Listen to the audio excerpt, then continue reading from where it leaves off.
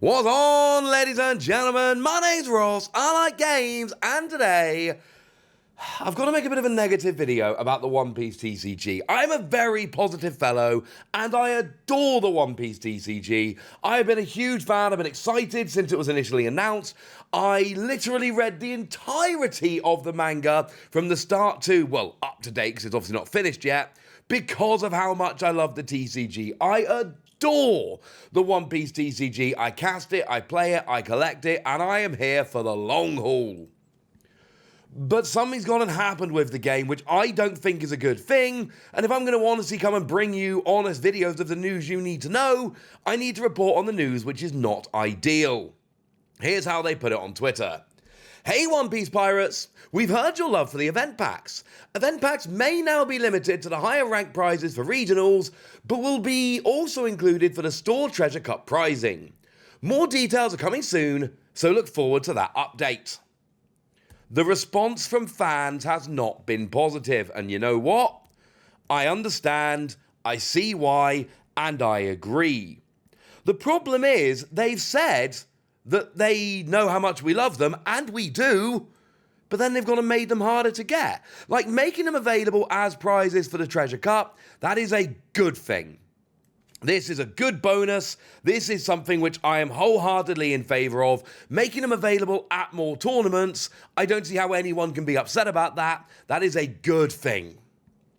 The problem is that's not the only thing that's happened. They've also gone and moved the event packs for regionals to higher ranked prizes, which is going to mean that they're harder to get hold of, and it is especially going to be harsh for casual players. Look, we all know the One Piece TCG is a great game, and we all know it's a very deep, complex game. It's a great game, I adore it.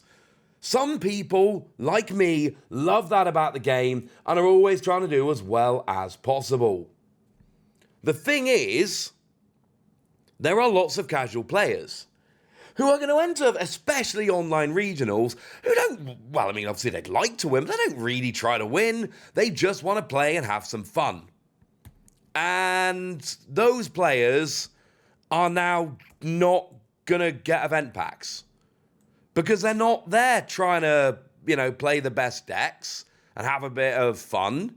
They're trying to play the decks they like and have a lot of fun. Not every player plays the game in the same way. And yes, I know some people play the best decks and have a lot of fun too. That's not my point. I'm saying that some people just want to play a few games and they're not going hyper competitive and they're not going to get these event packs. And as far as I'm concerned, that's a problem.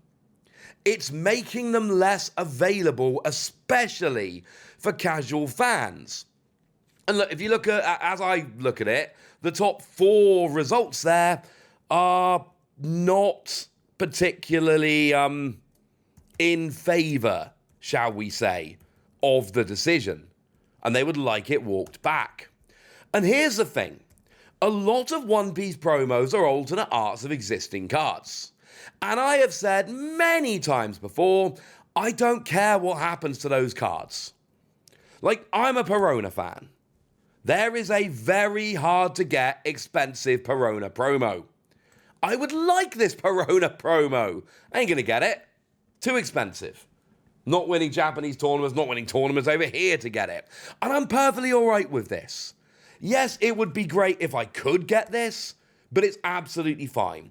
Alternate art cards, honestly, there is an argument that making alternate art cards hard to get and more prestigious is a good thing because it entices collectors and it gives a real bonus to the players that win those cards. But mechanically unique cards should be as available as possible. And this is where my big issue with this for the event packs comes. The event packs come with mechanically unique cards. Cards that don't have alternate arts, cards that can only be gotten in the event pack. And now all of a sudden, if we make those cards hard to get hold of, then it's going to hurt fans who just want to play a deck. Because you might really want to play a deck and you look at all the deck lists online and they're all playing 4 copies of a promo. And that promo might be an event pack promo, which is now only available for people that place highly in tournaments.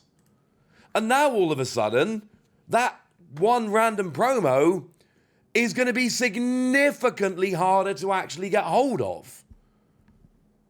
So now, either you've got to pay lots of money to play the deck you were going to play otherwise, which is not a great idea, or you've got to hope you win the cards you need at the previous tournaments for the next ones. I mean, if we look at the regionals that are happening from June to August, we can see that for participation now, you get a participation pack and booster packs, but event packs, you get one for top 512, and then you get 4 for top 64. And they actually don't come back, it's just those 2. That's where the event packs come in. There are 4 different promos in event pack 4. And you get 1 if you make top 512, 1 at random, of course, and 4 at random if you make top 64. Now, if we want to put that another way, and I do, you take 512 of them, because each of the top 512 gets 1. And then there are 4 being given out for each of the top 64, which is 256 in total, which gives 768 total event packs being given out per regional. And there aren't that many of them. I mean, offline regionals at the moment, we've got, not that many, frankly, like half a dozen of them that are listed. And there's 192 of each. 192 of each card being given out at each regional, assuming an average distribution where you get the same number of each, which is incidentally what we would imagine. Now, that's not enough. Like 192 copies of a card is hilariously low. And I know there's going to be lots of different regionals, don't get me wrong, but there are not going to be, you're going to need to have 5 regionals before there are close to 1,000 of a particular card from the event pack in circulation. And that is a tiny number. An absolutely tiny number. And the fact of the matter is, some of these cards are good. Like, genuinely good. Now, I'm not saying the Jinbei is a stunning card. 4 cost, 5,000 power, counter plus 2,000, and on play you rest an opponent's character of a cost of 1 or less. But I am saying this was given away with a magazine over in Japan. And I am saying that that magazine sold out super quickly, and the promo ended up becoming more expensive than the magazine was. And even if let's say you look at this, right? You look at this right now and you go, wow, come on, Wassy, all these cards are terrible. As well as that, we've also got the Trafalgar Law, which lets you rest your leader, KO up to one of your opponent's characters of a cost of 1 or less. It is very much a Dressrosa card.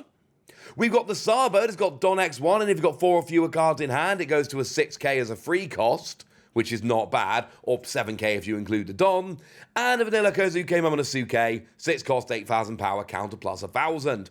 I don't care if you're looking at these cards right now and going, Wassy, mate, they are terrible. Because all it takes, at the moment, Dressrosa's not a particularly big archetype. Can anyone tell me with absolute certainty that Dressrosa is never going to be good? And can anybody tell me with absolute certainty that if Dressrosa ends up becoming good, this won't see play?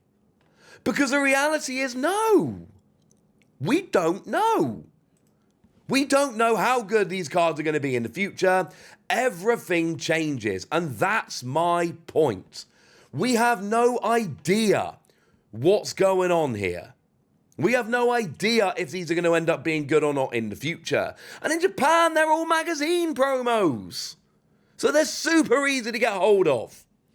Over here, that is not the case. And now Japanese players have got nice, easy access to these promos, and we don't. I've always said I do not like mechanically unique tournament promos. This is literally the reason I stopped playing the Dragon Ball Super card game when it first came out. Every deck I tried to build, I needed a bunch of tournament promos that were all like 50 quid plus each. Wasn't doing it.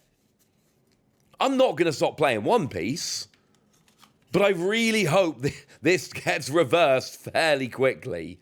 Or I don't care if there are alternate arts. I don't care if you make these exclusive to particular finishes at regionals, but then you turn around and go, well, there's an alternate art or a stamped version or a second print or whatever that we're making widely available.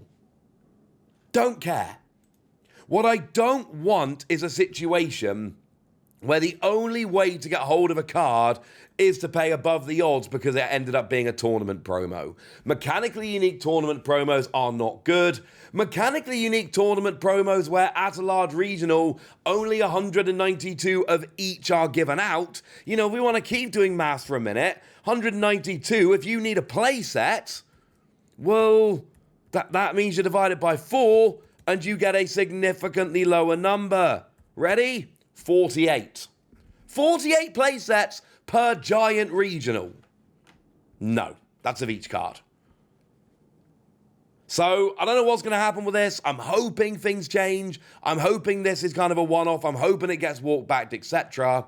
But where we sit at the moment, they are very literally in a situation where exclusive tournament promos, mechanically unique, you're getting 1 for getting top 512 at a tournament, and 4 for getting top 64. And again, when I say you get 1 and you get 4, I mean 1 at random at 4 at random. I don't even mean 1 of each. You might not get 1 of each.